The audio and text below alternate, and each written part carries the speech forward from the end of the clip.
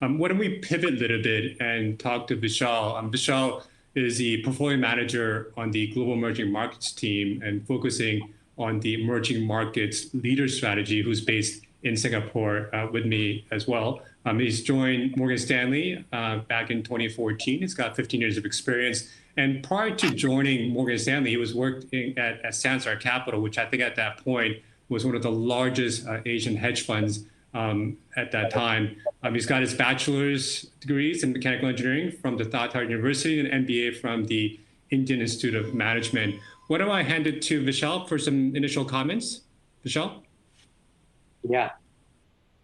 Yeah, so I agree with on a lot of things with Sahil. So we are very bullish on emerging markets for next 5 to 10 years. Now, what has happened is that what was happening in developed markets, a lot of trends that played out in developed markets over the last 10 years or so, we are seeing that similar trends have started playing out in emerging markets. And a lot of disruption is happening. A lot of new business models are being created.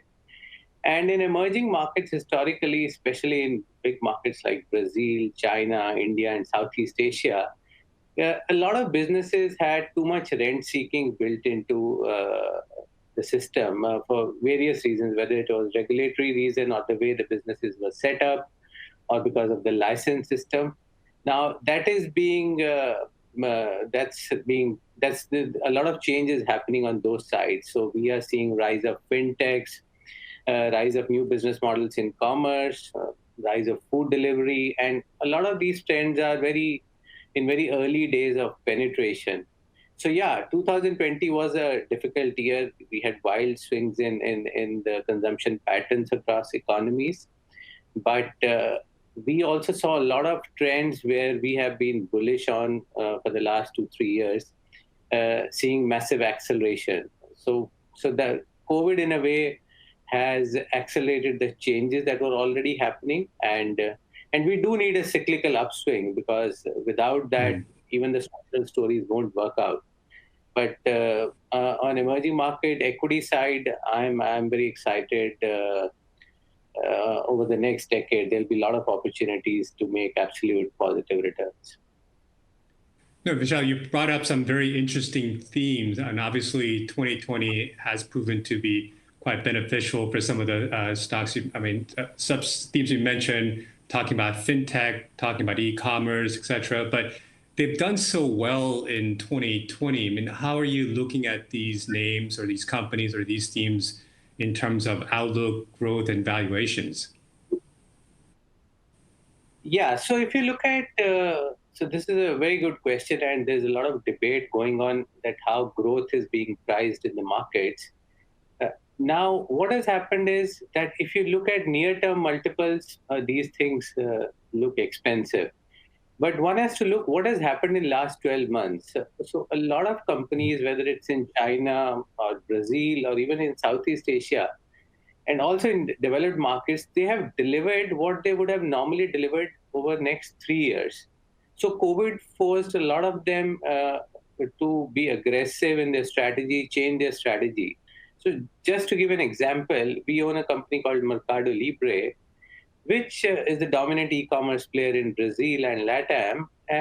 They never thought about getting grocery on the platform.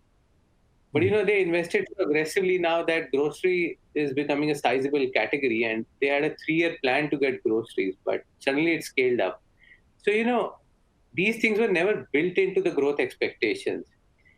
And so growth has to be looked in terms of what has been delivered. So the base is very high in 2020, and optically 2021, you will have a slowdown in growth because some of these businesses were growing like 70, 80% plus. So these businesses will go down to somewhere 30, 40% growth, but that growth is still higher than, that is the best in class growth available across the world. So if you take a 3-year view, in my view, these stocks still have a lot of upside. So we might have a period of 6-9 months of consolidation. The stocks prices, they need to consolidate, and they need to grow into multiples. But our view remains unchanged that these are the structural growth stories, and these stocks will continue to compound. I mean, you mentioned companies in Brazil, but a lot of emerging markets to big extent now has become a play in China. It's now, I think, 40+% of the overall market. So are you mainly focused just on some of those China themes, or are there any countries that interest you at this time? So yeah, China is the largest part of the index, but the way we run the portfolio is we are focused on large continental-sized markets, and it's Greater China, India, Brazil, and Southeast Asia. So the portfolio is very well diversified into these 4 geographies, and we are also diversified into about 11 or 12 themes. So in emerging markets, there is always volatility. In China works sometimes. Last year, first 6 months, China did very well, and last quarter, China hasn't been doing well in last quarter of 2020, while India, Brazil markets have done very well.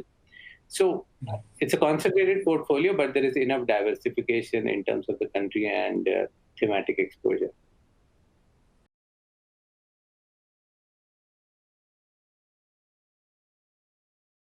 投资一定有风险，基金投资有赚有赔，申购前应详阅公开说明书与投资人须知。